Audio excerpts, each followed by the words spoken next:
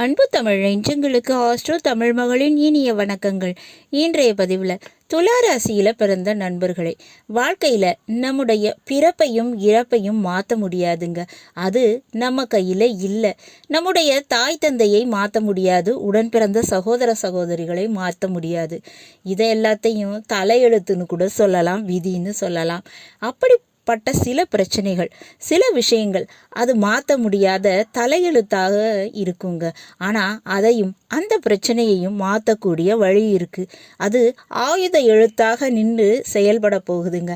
அப்படிப்பட்ட விஷயம், எந்த விஷயத்தை மாற்ற முடியும், அது என்ன மாதிரியான விஷயங்கள், அதில் என்னென்ன விஷயத்தில் நாம் கஷ்டப்படுறோமோ அதை மாற்றக்கூடிய அந்த ஆயுத எழுத்தாக இருக்கக்கூடிய வழி என்ன என்பதை தான் ஒவ்வொரு ராசிக்குமே பார்த்துட்டு வரோம். இன்றைய பதிவில் துளாராசியில் பிறந்த உங்களுக்கு பார்க்க போகிறோங்க.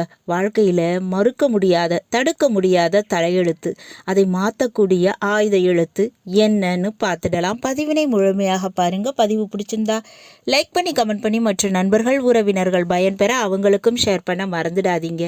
இதுவரை நம்முடைய ஆஸ்ட்ரோ தமிழ் மகள் சேனலை சப்ஸ்கிரைப் பண்ணாத நண்பர்கள் சப்ஸ்கிரைப் பண்ணி கூடவே தெரிகிற பெல்லைக்கான கிளிக் பண்ணி ஆல் ஆப்ஷன்ஸும் செலக்ட் பண்ணி வச்சுக்கோங்க.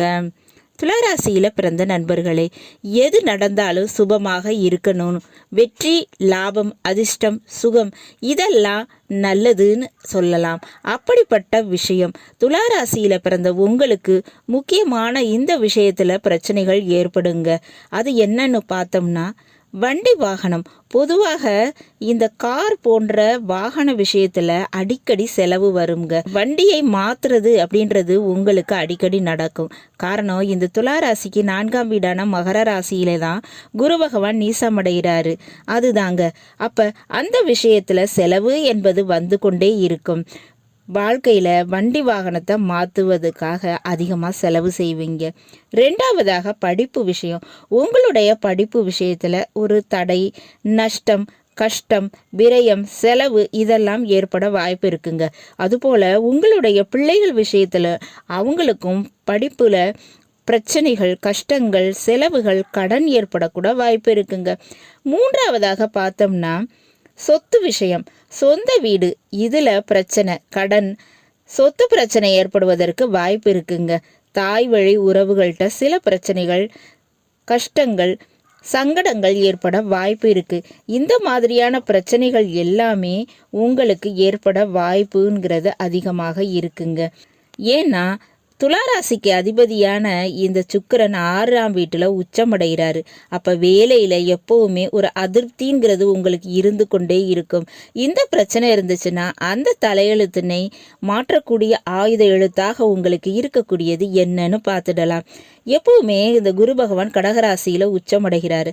அதனால துளாராசிக்கு பெண் தெய்வ வழிபாடு, அதாவது தலையில் பிறை நிலவினை சூடிக்கொண்டிருக்கக்கூடிய தெய்வங்கள் சிவபெருமான் மற்றும் பெண் தெய்வங்கள்னு சொன்னோம்னா காமாட்சி, ராஜராஜேஸ்வரி, வாராகி அம்மன், இந்த தெய்வங்களை வழிபாடு செய்யணுங்க. இவங்கெல்லாம் தலையில பிறை சூடிய தெய்வங்கள். அதிலும் குறிப்பிட்டு பெண் தெய்வ வழிபாடு செஞ்சீங்கன்னா அதிகமான நன்மைகள் கிடைக்குங்க. அந்த தெய்வங்களை வழிபாடு செய்யும் போது உங்களுக்கு ஏற்பட்ட பிரச்சனைகள் சரியாகும்.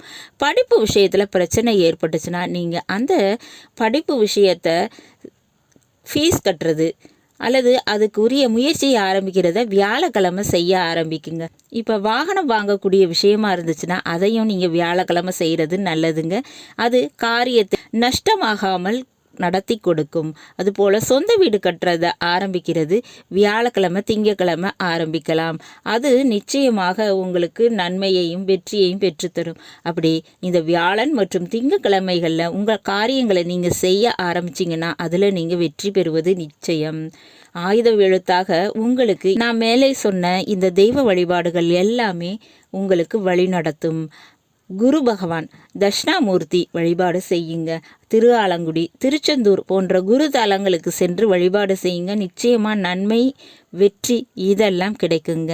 நல்லது நண்பர்களே, இன்றைய பதிவு உங்களுக்கு பிடிச்சிருக்கும் நினைக்கிறேன். பிடிச்சிருந்தா லைக் பண்ணி கமெண்ட் பண்ணி மற்ற நண்பர்கள் உறவினர்கள் பயன்பெற அவங்களுக்கும் ஷேர் பண்ண மறந்துடாதீங்க. இதுவரை நம்முடைய ஆஸ்ட்ரோ தமிழ் மகள் சேனலை சப்ஸ்கிரைப் பண்ணாத நண்பர்கள் சப்ஸ்கிரைப் பண்ணி கூடவே தெரிகிற பெல்லைக்கான கிளிக் பண்ணி ஆல் ஆப்ஷன்ஸும் செலக்ட் பண்ணி வச்சுக்கோங்க. மீண்டும் ஒரு நல்ல வாய்ப்பினில் உங்கள் அனைவரையும் சந்திக்கிறேன். அதுவரை ஆஸ்ட்ரோ தமிழ் மகளின் அன்பு கலந்த வணக்கங்கள். நன்றி.